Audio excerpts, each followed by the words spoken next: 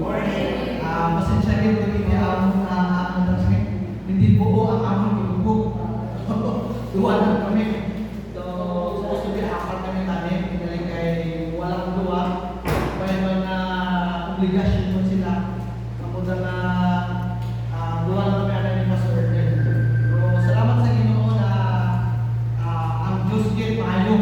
Diba? Sa isang kanta, isa kita sila na nakaagi sa sila ng sitwasyon ng Diyos sa Ginoo. Hinggan sa pagkamakasisala ng pagkabuhi, pakadto sa pagkamatarong. And now, aring ko subong nag-celebrate sa kaayo sa Ginoo, bangod sa pagluwas niya sa aton. So, sige agad na Ginoo kay isa naman inikan ako ang opportunity na binigyan sa amon na makashare sa inyo sa pulong sa Ginoo. Hindi na akong pakilala, kay kilala niyo na nila ako. So, nunin na naman pakilala ako. Sa sinigaga, magkabilahin kita sa pagtuon sa pulong sa Ginoo, may isa ka young people nga magkakanto sa iban nga lugar, magkakanto sa abroad. Nagkanto siya sa iyang pastor, kag nagpresensya. Sila niya, pastor, malakat ako. Sila isang pastor, hindi ka makanto. Na magwa ako, pastor, magkita ako sa kuran. Agod ka makabulig ako sa pamilya ko, kag makabulig ba ako sa ministry sa Ginoo. Sila isang iyang pastor, maayogin. Maayogin, namin ginakahandog sa imong kabuhi. Pero ako lang yung isang mabilin mo sa imo. Sila isang iyang pastor. Sila niya, amo niya ang pabilin ko sa imo kung magkadto ka na sa iban nga lugar. Sila isang pastor, sila niya, halungan mo ang imong pagka-tumulong.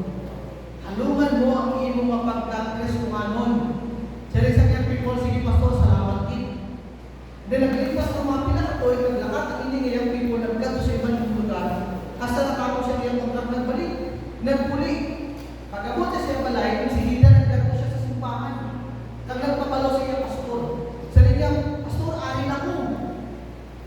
Salamat din sa prayer, salamat din sa inyong support sa pagpangamusakon, kaya naging safety ako sa ibang lugar. Then, in question sa pastor niya, ipapakot siya. Si Mayagin, siya, kamusta ang pagkakristohanon nito? Sila isang young people, praise God din, pastor. Salamat din sa Ginoo nga nahalungan mo pinakakong pagkakristohanon nito. Siya, kahit wala sanay, may nakahibalo ng kristohanon.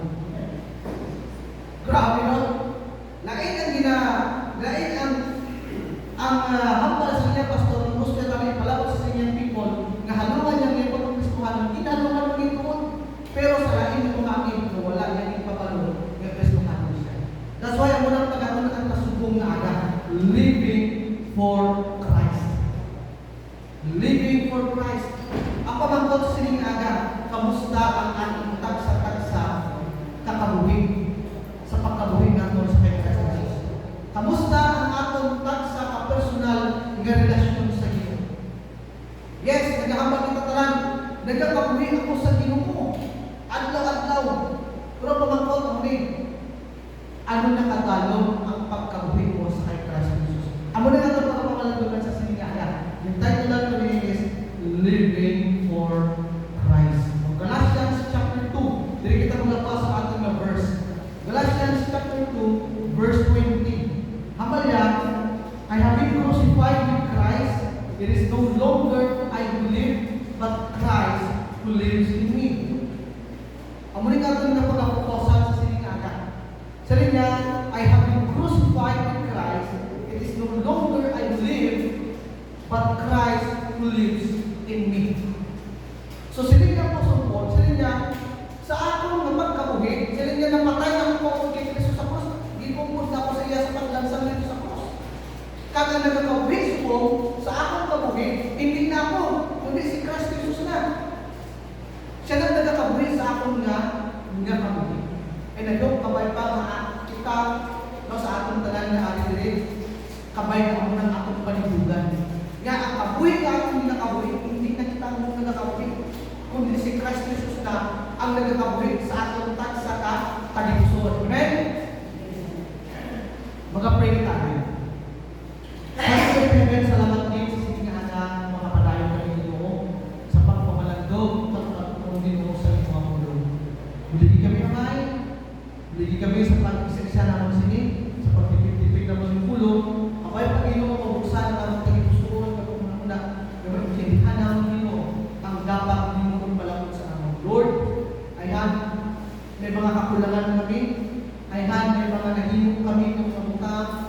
nga hindi nakapahamukot sa imong tubangan, Lord. Nagapalapit kami sa iyo sa sininaga. Hindi kami tawaran kami Ginoo. Agad maging takos kami sa pagtuon at sa pagbaton sa pagpapakamayang hanggang sa pagpulong mo sa amin. Pinakalipay naman yung pinatiwan, hindi mo malagad. Agad mo sa santaan yung mamakatagay sa ako yung pulong sa isa at kagamitin namin yung sa amin sa kakapulong. Ito na, yan ako sa iyo sa ngalan ng Jesus. Amen. So, here a simple everyday example. Imagine sa isang estudyante, no? Imagine sa isang estudyante na nag-eskwela andaw-andaw na nagahimog mo sa Ginoo. Sila niya, when someone is being bullied, instead of joining in or staying silent, they stand up for that person because Christ teaches us to love and protect others. Sa isang author, sa inyo pagin, when friend Joseph, they refuse to speak badly about others. Sa ano nga son? Because Christ teaches kindness and forgiveness. Sa ating kabuhi, amo na, especially sa mga tatami sa mga estudyante, estudyante ang hinahambalan na rin. Kung ang isang estudyante na nagigugma sa kay Christ Jesus, magkanto siya sa isang lugar o sa eskwelahan, pakalainon mo siya dyan, gugpon mo siya dyan, wala siya nagabalos, wala siya nag-react. Instead na mag-react siya, anong ginahimon, anong dapat na himon?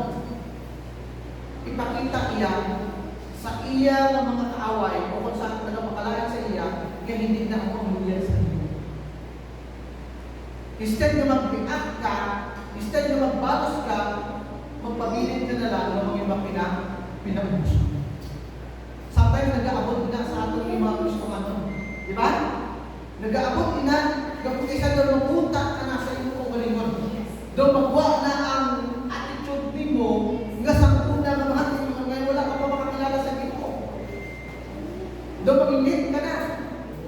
Pero, ang isa na dapat natin bigtumon, nga hindi nakita ang nagakabuhi sa ating tagikusuon, hindi nakita ang nagabuko sa ating tagikusuon, kundi si Christ Jesus na ang nagakabuhi sa ating gabuhi, siya ang nagkukulo sa aton, nga makakita natin sa mga katauhan o sa iba ng mga tao, nga ang ginakabuhi natin, hindi natin kabuhi si Christ Jesus na. Amo na kapal niya Apostle Paul. Ano kapal niya? It is no longer I who live, but Christ liveth in me. Kung lang taon-taon na buhay ni Apostle Paul, grabe hindi siya kata mapimpas. Grabe hindi siya kata sumakas ng tao. Grabe ka maisog. Di ba siya? Persecutor sa mga Kristohano sa una. Ginapamatay ng mga Kristohano sa una, ginapanglagas, ginapaantos. Pero sa sugat sa niya ang Ginoo, sa iya kabuhi, nag-change tanan, nagbago tanan. Sino pang kilala niya sa Bible nga ang iya kabuhi, grabe. Hindi ko intindihan. Si Apostle, si John the Beloved. Di ba ano si John the Beloved? The son of thunder. Pero sa kasugatan niya ang Ginoo, gitawag siya ng son John the Beloved. Tanan nga nagugwa na siya baka, instead ng thunder, o kung mga wala pulos ng mga tinaga, puro na pagigugma ang iyang ginapakita. Diba? Kung basahon mo ang bukog dyan, puro gugma sa Diyos ang ginaan ginatudlo niya sa mga katawan. So, living for Christ, kasi niya, choosing to act, speak, and think in ways that honor Jesus.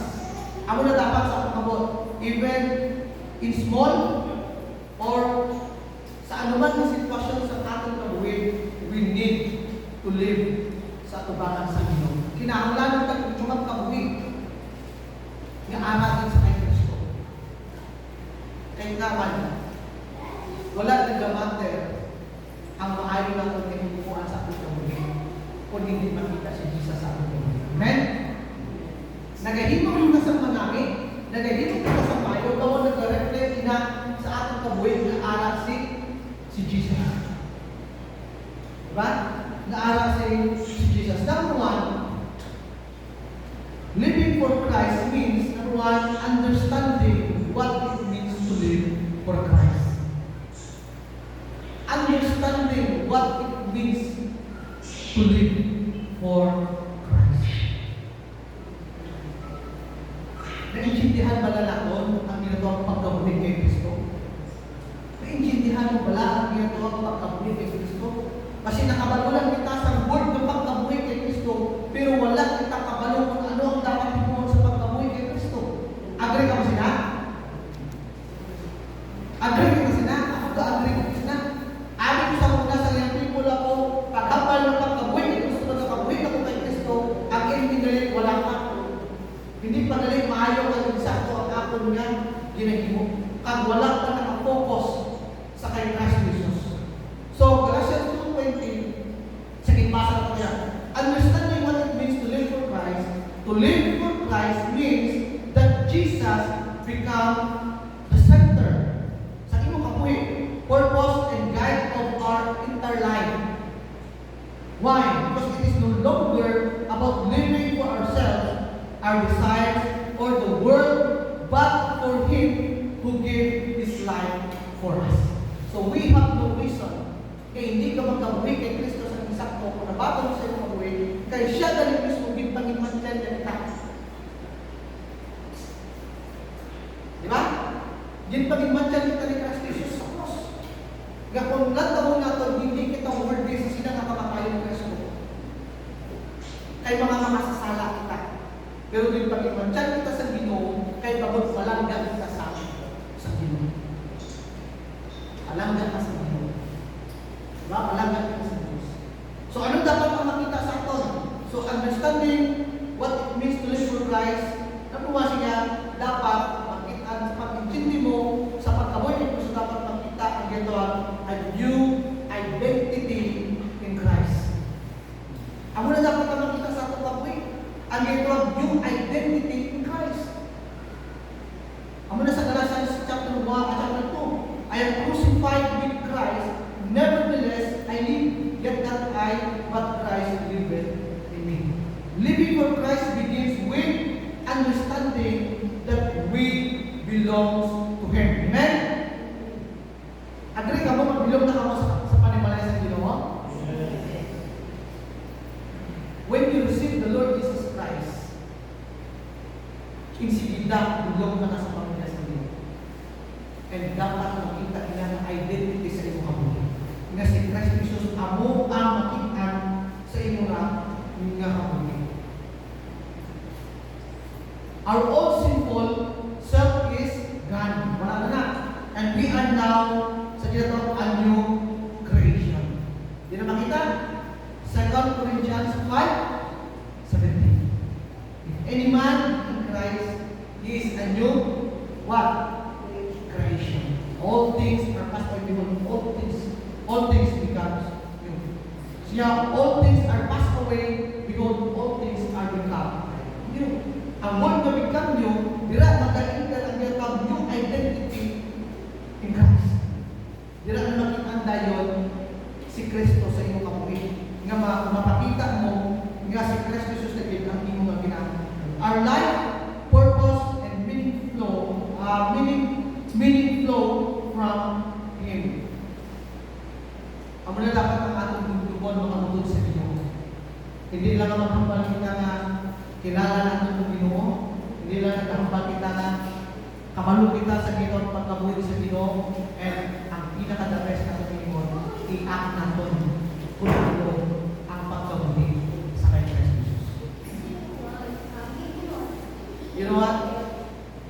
Sa 100 din mo kay hinimuan na maayo, isa lang asala ang pamitan. Ano tayo?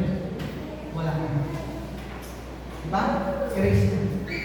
So, sa tiyon na nagasunod kita sa Ginoo, sa tiyon na nag-act kita sa kay Christ Jesus, napakita natin, makasala kita, pero ang Diyos wala sinadadalang tao sa kunanong na hindi mo masala. Ang iya ginapaakot sa atin is to surrender sa ating kabuhi iwat sa Ginoo. Walang tao kita makasala kita, daw hindi kita pagkatawaron, kapag ang Ginoo kung anak na ka, makasala ikaw, makasala ako, ang ginaayon daw is to surrender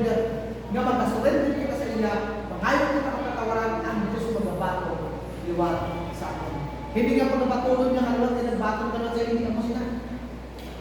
Pagpapatawagan niya ka sa iyong mga kasalanan. Sige na makita, 1 John chapter 1 and verse 9. If you confess of your sin, He is faithful and just to forgive us our sins and to cleanse us from all unrighteousness. Ang nakatutong kaayo ang pagkakalaw na usually ginagamit natin na pagsulugin sa mga individual, diba? Ang 1 John 9. Pero you know what? Para galing na sa atin yung mga tinulungan. Para galing na sa atin yung mga Kristo. Kaya pinapakita sa Diyos yung palagyan din. Di ba pamilyar sa inyo ang prodigal son? Ang bata na nagpalang Diyos sa kanyang balay, naglayas. Pero ang tatay nagkakagad sa pagpalit. Sa iya bata ka nagkita.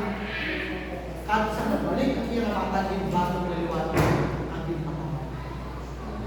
So, ang buti kasi na. Ikatwa, not only a new identity in Christ, ikatwa, walking in obedience and faith. First, John chapter 14, verse 15. Ano wala? If you love me, keep my commandments. Ngayon kasi sa mga disciples, kung nagahigugma ko sa akon, buktan ninyo ang akong mga sugo. So living for Christ means surrendering our will and obeying His word. Not out of fear, but out of love. Remember ka mo sa kay Peter? Sa si Peter nakasala sa Ginosang 3 times naging pag-iwala ni Peter si Christ Jesus.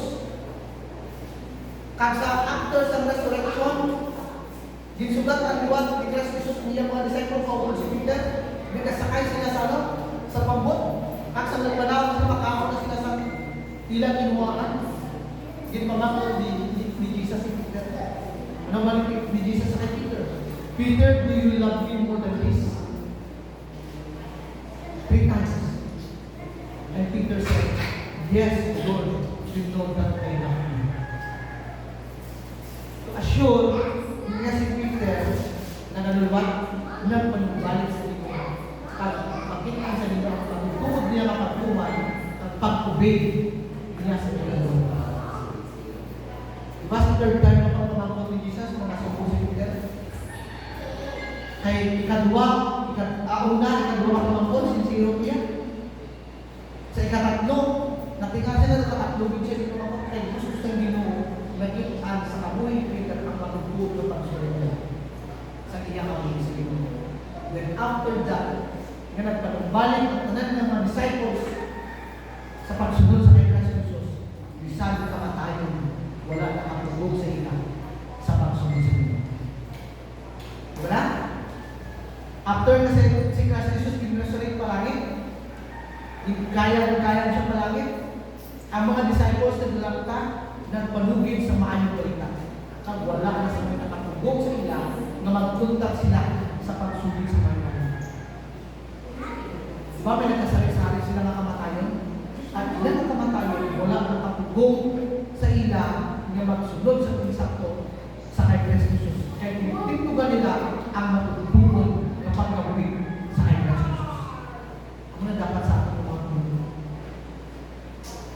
Problema, pagbilaw, trial sa kabuhi, pagpangyakuta sa iban, pagpangiwa sa aton, kabay pahilig na sa kakubong sa aton, makahatag sa dam na makapalayo kita sa pagkalaga sa Diyos.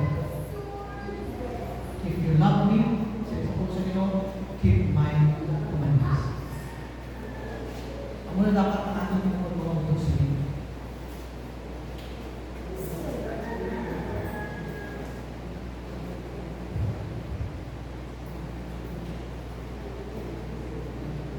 We depend on Him daily through prayer, reading His Word, and trusting Him in every decision. Una, dapat hindi kita makamulang sa pagpapagawin sa inyo. Dapat kinakabuhin na hindi ang pagpapagawin sa inyo. Sino dito sa inyo ito pangamuyo 3 times a day? Orang takot na kumankot, no? Yung pangamuyo pala kita 3 times a day. Yes, pastor, pray kami 3 times a day. Pamahaw, panyaga, panyapon. Di ba? Pero ang pagpangamuyo gali is a habit sa isang tao. Amen? Kinangan ang isa-ina na kami habit na ito. Ang pagpangamuyo. Kinahanglan natin ng mga tulong. Kaya muna ang nagabulit sa ato. Paano mag-istorya ang Ginoo sa imo? Kaagi sa iyong tulong. Paano ikaw magpakikistorya sa Ginoo? Kaagi sa pagpapalagay. Paano ikaw makapag-istorya sa Ginoo? Paano ikaw makapangayon sa Ginoo kung wala ikaw magpangamuyo? So we need nato na magpapakabit ang pagpapakamuyo. Kaya ang naamoy nga maka-istorya kita sa aton na. Amen? Yes, hindi kita perfect. Ako, kaysa ako ba na? Sa isang tatlaw, isa, nakabis ako magpakamuyo. Nakabis ko ang isang katriyon na makapakamuyo sa Ginoo. Napipag-kapoy-kapoy ka na. Kami yung mga pastor kong kaisa, pag-abot sa balay, tumulong na lang tayo. Isa sa balay, bulog na adlaw sa balba kami kaya makapos bilang sa simbahan. Matraining pang bata sa Panginoon, pagkapo-hapon ulit naman. Isa makapot sa balay, mag-ulog, may dala ko na, ibutulugan na ako. Pagka alas 9, pagpatay sa suga, isa makibot na lang ako, may nag-istoryahan na yung nagwakulong. Ang ako nasawa ko bata, nag-pray na lang sila ng luwag, itulong ako. Siguro nag-prehan lang ako. Ako na ako isa na huya ko sa bata, ako yung wala ko, mag-pray na ta. Dapat mong inhabit na ako. Ang pagpamamuyo, may kinahanglan. No? We depend on Him daily through prayer and reading His Word. Nagsagad ang bata ko sa pagbasa sa English, bago sa pagbasa sa Bible. Ito din yan. Bata ko grade 5 years old wala sa bigay. Kay grade na siya sumuko. 5 years old pa lang siya. Papasawa ko siya sa English nga word sa Bible. Sige na siya papasawa. Kapalo na siya. Kaya naalat siya pag ginabasa sa Bible. Atong kabataan, inyong kabataan, tunduan natin sila magbasa, depend sa pulong sa Ginoo. Manaming na. Tunduan natin ang kabataan na magbasa sa pulong sa Ginoo. Ako sa balay, may leader. Sa Paul, subukan gabi ako leader. Pagdating sa gabi, ako asawa. Pagdating sa gabi, ako bata. Garato kami, gamutin kami. Namin na, ihabit ang inaanong kombinasyon sa sunod sa paniniwala. Diba? So, walking in obedience and faith. Now, walking in obedience and faith. The third is, not only a new identity in Christ, walking in obedience and faith. Number 3, living by His power, not ours. Ang kinahanglan dapat natutungkol na hindi kita mag-depend sa atong kaugalingon. Mag-depend kita sa naong sa Ginoo. Philippians chapter 4 verse 13. Ano kaya? I can do all things through Christ which strengtheneth me. Mag-depend kita sa naong sa Ginoo. Mag-depend kita sa Ginoo, hindi sa atong kaugalingon. Kaya kung nagkakabuhi kasi matutuan sa Ginoo, ang imong ginatipendihan ang Ginoo. Tanan yung mga desisyon, tanan yung mga binigay mo, nagdepende ikaw sa Ginoo. We cannot truly live for Christ by our own strength. It is the Holy Spirit who empowers us to resist sin, love others, and live holy lives. Diba? Karami, no? So, ang makaresist ng dali sa mga sala na nag-apit sa aton or nagasunod sa aton, ang gahon sa iyo.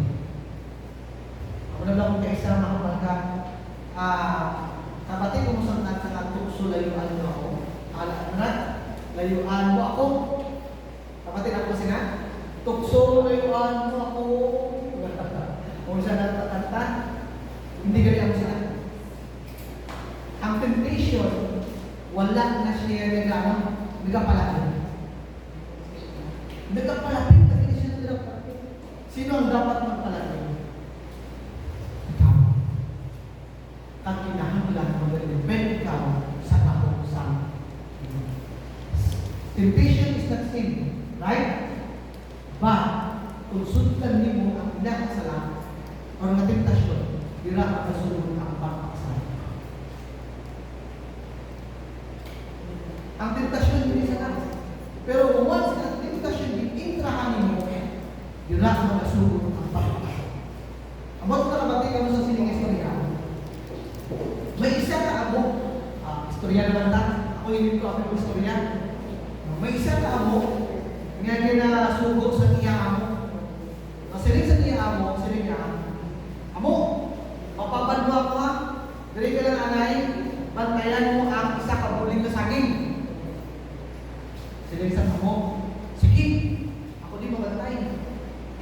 And then, sa paglakat sa amo ya, ang amo nagagbuko, nagalantaw sa isa kabuling na saging. Natama ka namin ang bunga. Tama ka takong tulungon. Sila isang amo nagpalapit. Sinya kung tulungon ko ni, hindi mo ko ni makasala mo. Nagpalapit ang amo, tinulog niya.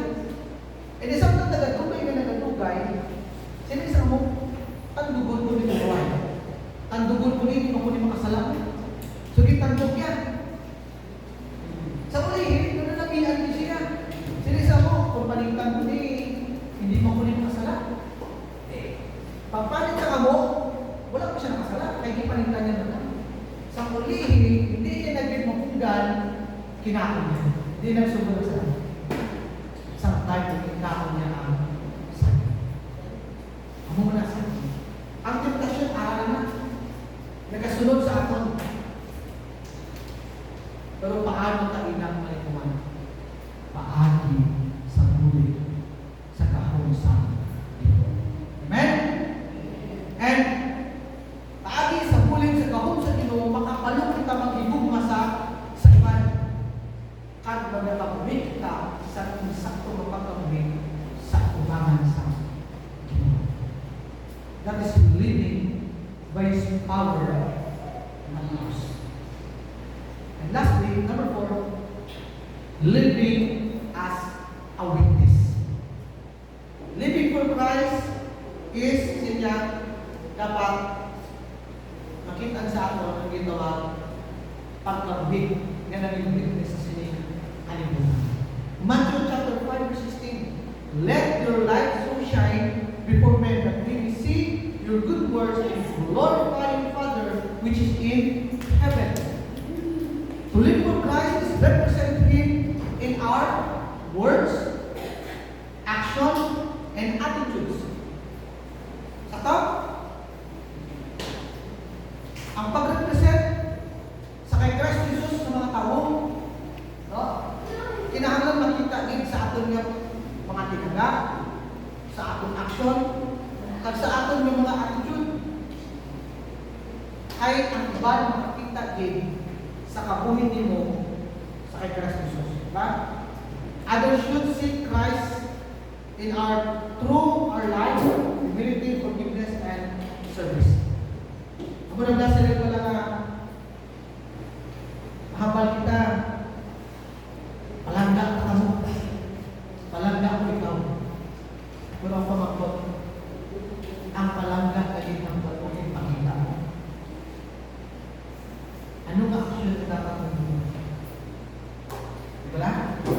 Ano nga kasi yung pagpalangga? Ang may arak ka, may gusto mo i-share sa inyo. So, kinahanglan natin pinag-maintindihan. So, i-represent natin ang Ginoo sa ating kawin, paagi sa ating mga patumpay.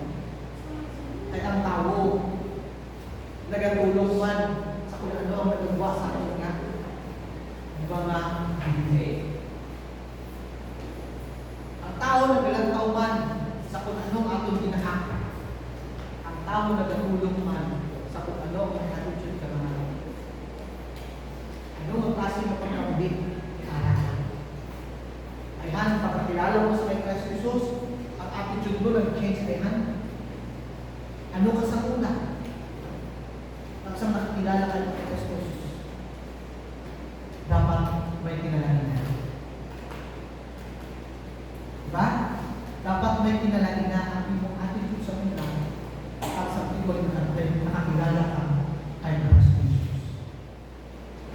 imo action, nagliwat ka.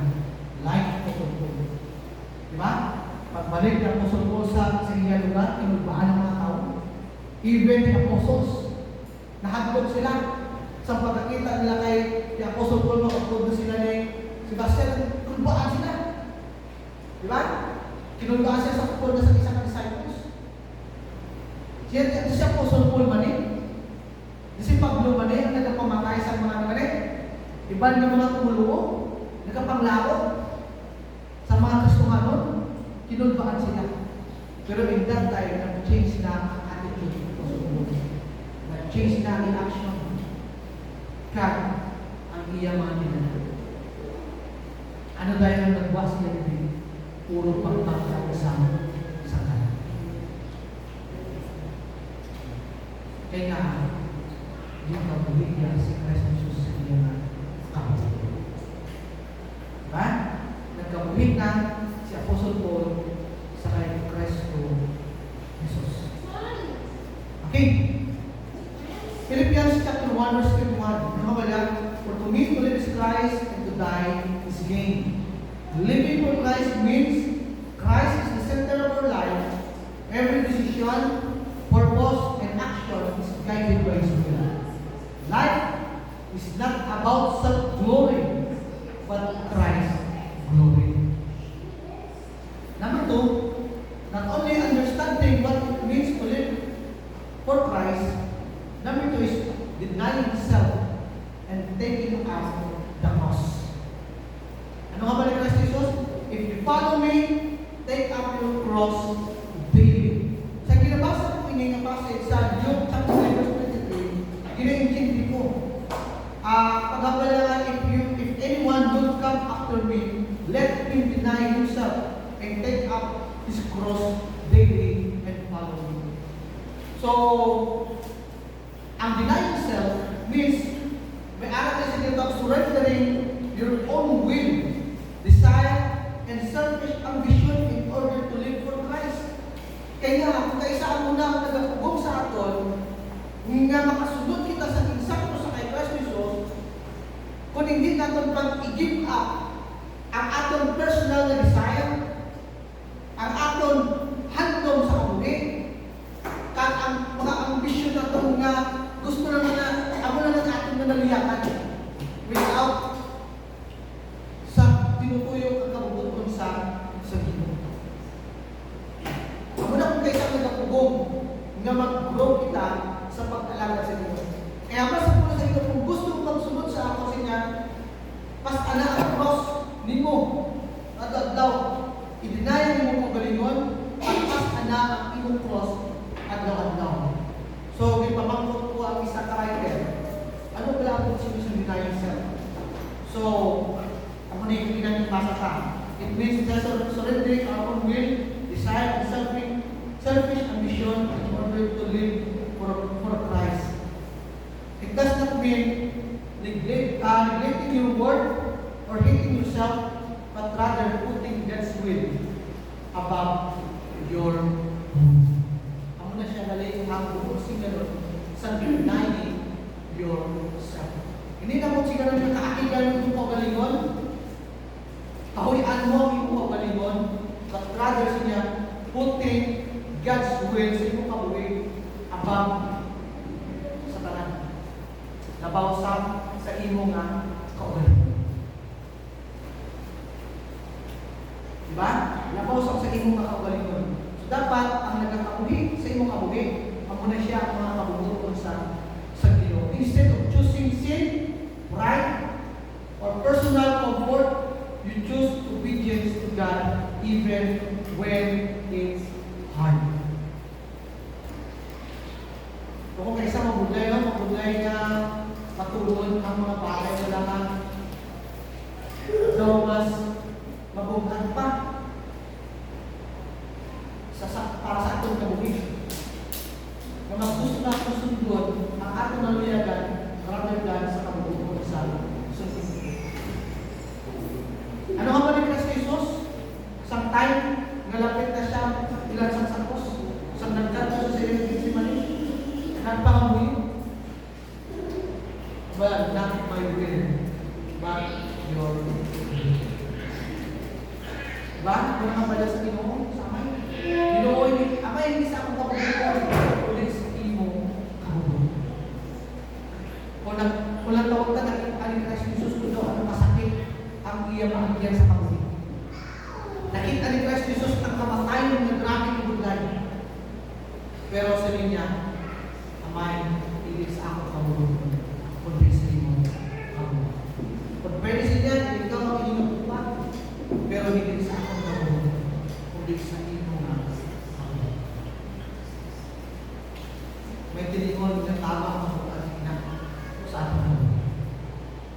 Pero, kung tugyan ka lang sa Ginoo, ihatag na lang sa Ginoo ang kaugnayan, ang Diyos makapakita sa akin sa kabubuhan niya para sa akin.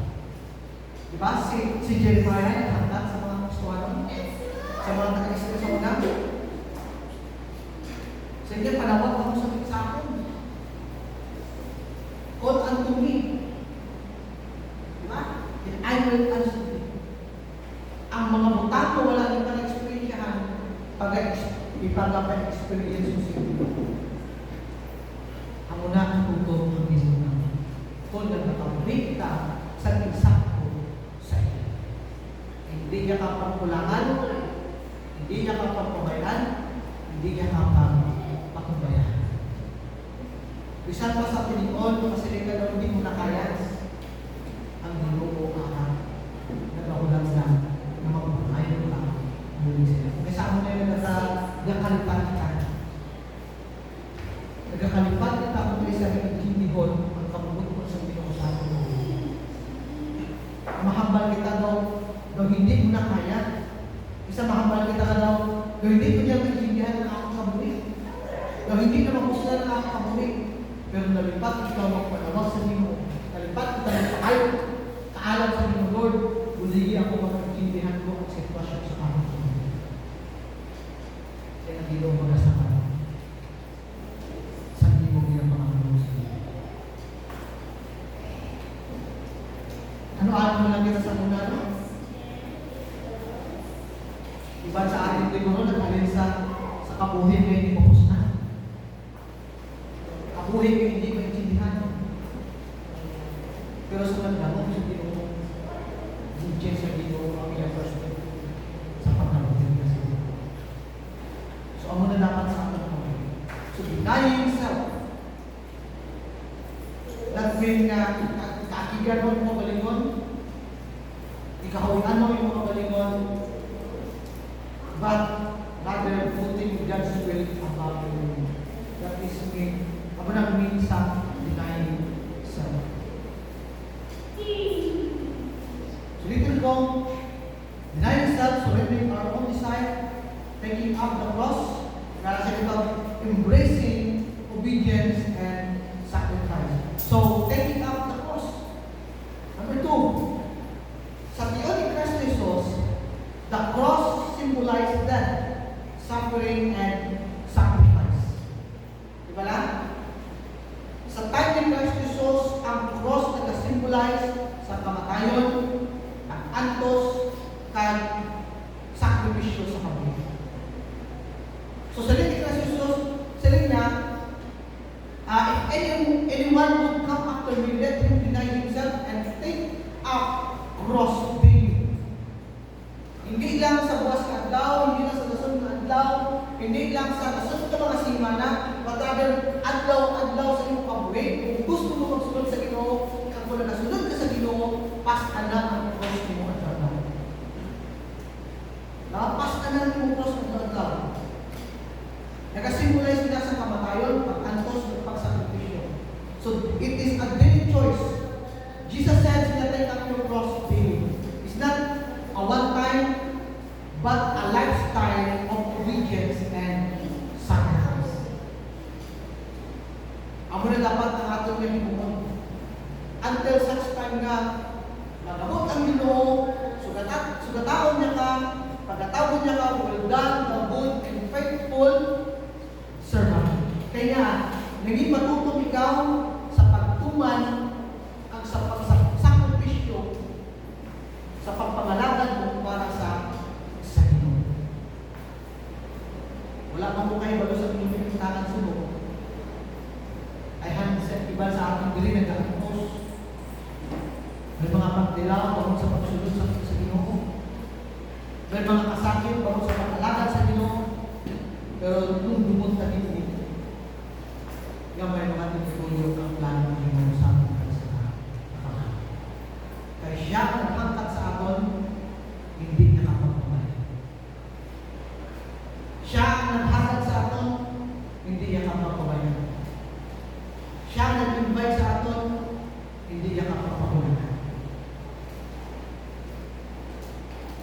Ibato nato ang iyong invitation, kung gusto mo magsunod sa iya, i-deny mo pagalingon, basta na ang cross mo. Isa na sa bukod siya doon sa pagpapagawin mo sa kay Kristo Jesus. To take your cross means being willing to endure hardship, persecution, or even death for the sake of Christ. Diba? Amo na ang balatsyagon sa isang ito. And nagka-picture out ini sa atong commitment sa Ginoo. No? Nagka-picture out ini sa atong commitment sa Ginoo. It's a picture of daily commitment. Choosing Christ over the world no matter the cost. Kaya, symbolize na sa atong commitment. Sunod ikaw sa iya, deny mo pagalingon, i-fast mo ang cross, hindi mo ang daw kahit ang muli lang ang commitment sa Diyos. In short, taking up the cross is living a life of sacrifice and commitment to Christ no matter the cost. Like Apostle Paul, Paul lived this out when he said, I die daily. Yun yung makita sa 1 Corinthians chapter 15 verse 31. Grabe na sa kanya Apostle Paul siya, I die daily. Sa mga pag-antos, sa mga kasakit, sa pag-persecute, ginapatay siya sa sinag ng mga sitwasyon. But, wala din siya napunta sa iyang pagsalig sa Diyos. Wala din nagba ang iyang pagkabuhi sa kanyang Kristo. Kabay pa, kaya hindi na maging solusyon or maging kapangdanan niya ang pagkabuhi na kay Kristo sa mga ang pagpilaw, problema, pag-persecute sa ato kabayapakan hindi na among kapangdanan na magmula ito sa pagpangalanan sa iyo. Kalaway magiging hambal,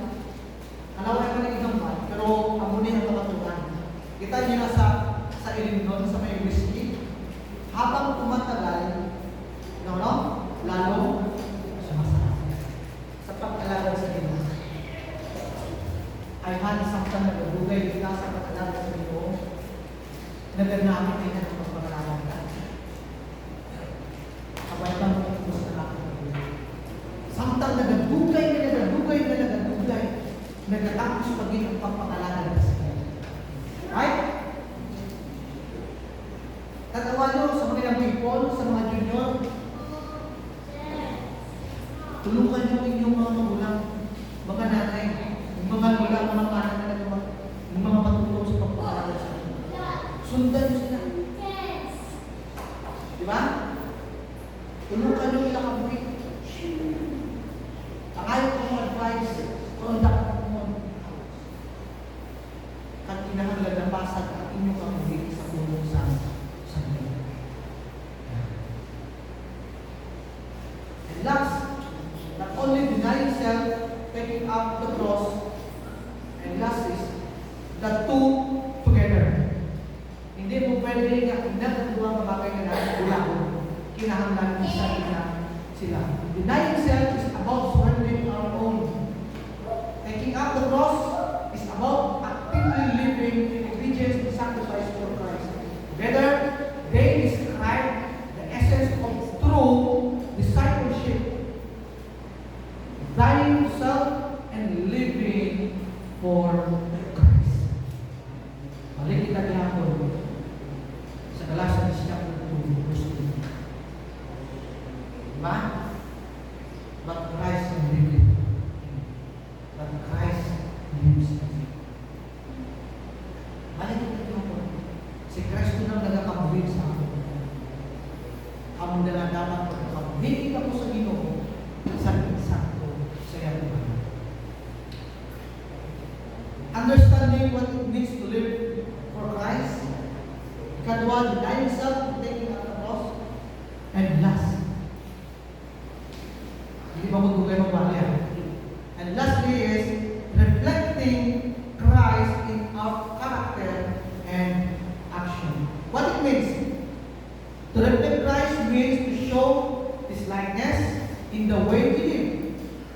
Kita nyo ang salamin, diba? Sa espeho, no? Nag-reflect ang imong itsura. Kung may makita ka daw, hindi manami, ano pinahimo mo? Ginakuha mo? Ginapanami mo? Diba? Ginatinluan mo? So, amo na dapat nakita sa atong kabuhi. Our lives should reflect Jesus so that others see Him through us. Ako ng iba makakita sa aton, nga ginakabuhi nato si Christ Jesus. Nakitaan si Jesus sa imong kabuhi. Ay, han nakahambal na wala sa aton nga grabe dito yung tao, nakitaan ko si Jesus sa kabuhi. Grabe din siya ng tao, nakitaan ko si Jesus sa kabuhi.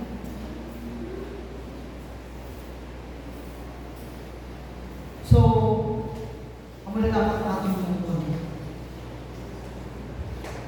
Reflecting Christ in character. Character is who we are inside. Ano yun na? Our values, motives, and attitudes. When we reflect Christ in our character, we show the fruit of the Spirit. Ano yun na? Love, joy, peace, patience, kindness, goodness, faithfulness, and self-control. Amo na ang mahibunga sa imo kabuhi sa kay Christ Jesus kung nag-aalaga ikaw sa sakto kung arap ka na bala ang Espiritu sa imo na kabuhi. Wala? Anong una ng bunga sa bala ang Espiritu sa atong kabuhi? Gugma. Apa? Gugma. Pagpalat na. Sulod na na. Kung nagapalaya ka sa Ginoo, diba? Sa buhay ang kaman sa John, sa Matthew, talaga, kung nagahigog pa ka sa Ginoo, higog pa umuman ang mga isip na tao. Kaya kinahanglan magbubuod ang pag-higog pa mo sa Ginoo. Love the Lord of God. Diba? All your heart, mind, and soul. And love your enemy as yourselves. Sunod na natin. Dira pag nasunod sa taapulong kasunod sa Diyos sa Old Testament, dira pag nasunod sa sinagpagpuma sa Ginoo. Kaya kung ikaw magtutuon ka na nahigog pa sa Ginoo, nagkakabuhi sa Ginoo, hindi ka na makamalumang nahadlo ka na maghimo sa sala, nahadlo ka na magpagliba, nahadlo ka na magpahaway, nahadlo ka na maghimo sa mga bagay na makapalaway sa panulukan sa Ginoo. Kaya nga, the best, hindi mo ganun na nahihigog makasama sa iyo. Diba? Nahihigog makita sa iyo. So, dapat ma-reflect na sa atong kabuhi. Ang pagkabuhi kay Christ Jesus. No, sa atong karakter. Lastly, reflecting Christ in action.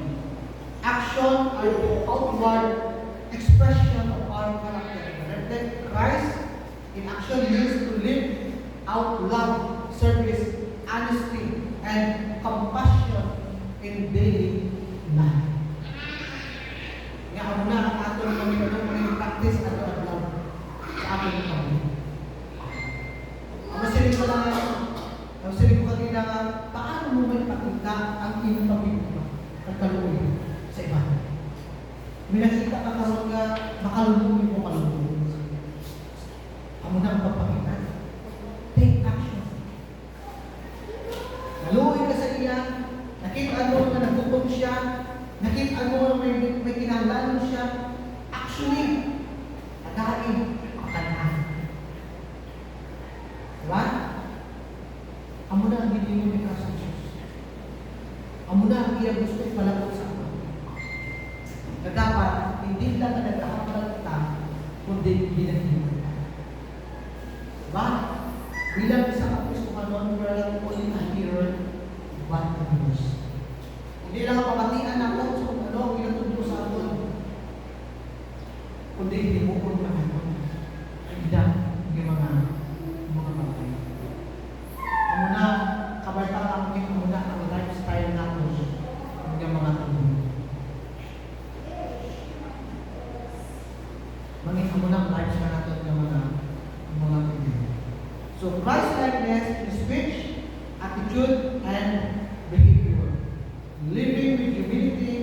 love, patience, forgiveness, and letting others see Christ through us. Matthew chapter 5 verse 16. Ano nga ba yan?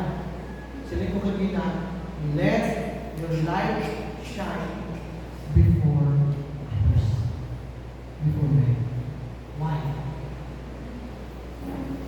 Isang ano ka ba kasi sa tao? Sa una na pagtanaw nila sa imo, apang sa nakakilala ka kay Christ Jesus, din pakita mo, din pasanag mo, din pa kita mo silang kapawa, maharap kay Christ Jesus na sa imo, ang tao hindi siya magalantaw sa kung ka sa kanya.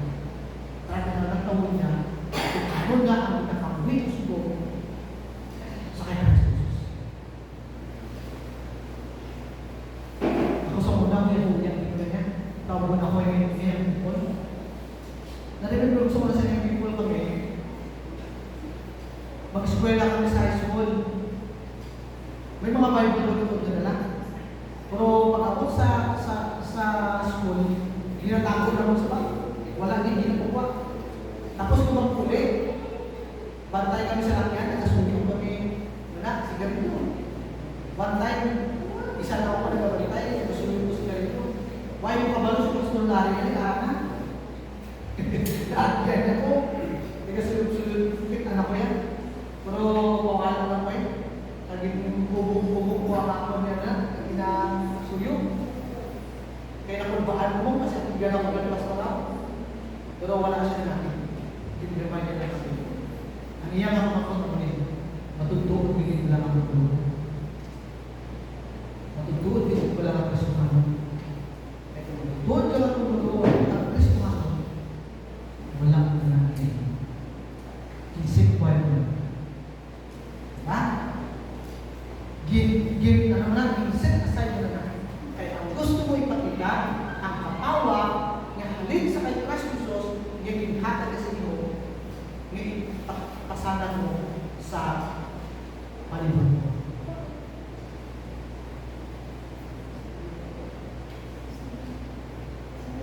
Sa atong conclusion, a call to live fully for Christ. Romans chapter 12, verse 1. Anong dapat natin mo? Present your bodies as living sacrifice, holy, acceptable to God. Kaya sa sinabi ng kapahin mo, mapakita mo sa Ginoo which is your spiritual worship sa iyo. If fully surrender na ang iyong kabuhi sa Ginoo, ano man ang iyong pinag-mo, mapakita mo sa Diyos that life, ngayon na surrender mo sa iya, amo na siya isa sa bahid na mapakita mo matutuot yung mga pagmamalaki sa iyo. Abi natin, ang pagsimbahan at tumingunan. Abi natin, kada lumigo, hindi natin si Bano katuloy para simbahan. You know what? Adlaw, very pagkakaworship. Amen? Ano ba natin yung whether therefore you eat or drink or whatsoever you do, God, do all to the glory of God. That is the act of worship sa Ginoo. Nagahimo ito sa mga bagay na makapanayaw sa Ginoo, ginasimba mo ang Ginoo sa iyong mga bumi. Kakanta ka man dyan, panglaba ka, kahimos ka sa pagkaon, ano ba lang yung pinili mo, i-act mo as worship para sa iyo. Do all to the glory of God. Kung naman ito kung illustration ko sa ligan, kapag agyan, diba, masimba sila. Pero ang isa, nag-watch sila, isa nasimba doon. Pero wala sa may nagsisak ko sa ila. Kaya hindi lang ako nahuna malayo sa pagkayo sa Ginoo. So, ako na dapat natin itutunan. Living for Christ is total surrender. It's not just a Sunday, but a daily commitment. Diba? It's a daily commitment. Christ gave His life for us, so, ang pamangkot, we will live our lives for Him. Gagin pag-imbantya ni Kristo Jesus, pwede tabala ini pagkain sa iya. Inang kabuhi karang sa iyo, pwede mo man ang pagkain sa Ginoo. Kung ako magsabat, yes, pwede. Pwede ko din pagkain. Pwede ko din pagkain sa Ginoo. So, ang Galatians chapter 2 verse 20, natuturo siya sa aton, but we put our faith in Christ, our old life is put to death, and we are given a new life where Christ Himself lives within us. Our daily walks is not by our own strength, but by trusting in Jesus who loved us and sacrificed Himself for us. Abyan, makaupos sa Ginoo, kabay ba na ang pulong sa Diyos mag-motivate sa atin. Isa sa mga kapatakot sa ating pag-ibig sa sinigaling ng walay naman ang pulong sa Diyos. Diba? Ang pulong sa Diyos. Isa sa nag-comfort sa atin, pulong sa Diyos. Isa sa nag-comfort sa atin, pulong sa Diyos. So kabay pa ako maging pulutan natin. Yung magtudlo sa atin, sa ating pagkabuhi at naunto sa Ginoo. Mag-remind sa atin, adlaw-adlaw pagkabuhi natin sa Ginoo. Ang pulong sa Diyos. Na ang mga pamali at dapat na maintindihan natin sa ating pagkabuhi sa living for Christ. Even though I have been crucified with Christ, it is no longer I live, but Christ lives in me. Kapag yung ginawang pakamayo sa iyo sa sinihan, magkapakamayo ko. Father, we pray, Lord, sa aking sa tamang katakot. Tama ka namin. Mapulong ni mo ito sa amon sa sinihan. Yes, Lord, talan kami, hindi kami worthy. Talan kami, may mga tiniol na makahibog kami sa mga utang na hindi makahatag kadayawan sa Panginoon. At salamat din na always ka nag-remind sa amon. Always ka nag-tutok sa amon na kung ano ang dapat naman mo, agod maging maayo ang among pagpangalanan sa iyo. Agod maging insakto ang among pagpangalanan sa iyo. Lord, kabay pa sa siling na agad. Ikaw gate mga tudlo maging sa taksa-taksa kapakanakan ng Diyos kaya nabuko sa siling sa siling na tulong. Salamat din ang pulong na nag-guide sa amon, nagtudlo sa amon, sa kung ano at paano na mo kung sakihon ang magtutuot ng pagkahuli sa inyo. Lord, kailangan mo ikaw, pagod mo damang din yung mga anak mo ang nagsunod, human, naghimo, kambi sa insakto sa iyong tulungan. Ang may Panginoon, hindi mo ka makakaano. Bisan pa sa sinigay siya. Kaya naging magutong sila sa pagpangalanan sa Panginoon. Paupod sa alaga din mga pagkutang ko. Kapay pa ka ito paging magagamit sa iyo. To share about sa iyong pulong sa mga kaanakanin mo dito sa sinigay. Nagtutulong sa iya. Sa kung paano lang sila rin manunod sa iyong pulong na maghahatag dugang pagtubong sa iyong pagpangalanan sa Panginoon. Yes. Hindi kami makahambal na matsyok na kami. Hindi kami pwede maghambal na matsyok na kami. Ang pwede lang na makahambal sila sa amin. Ikaw ang ibigis mo.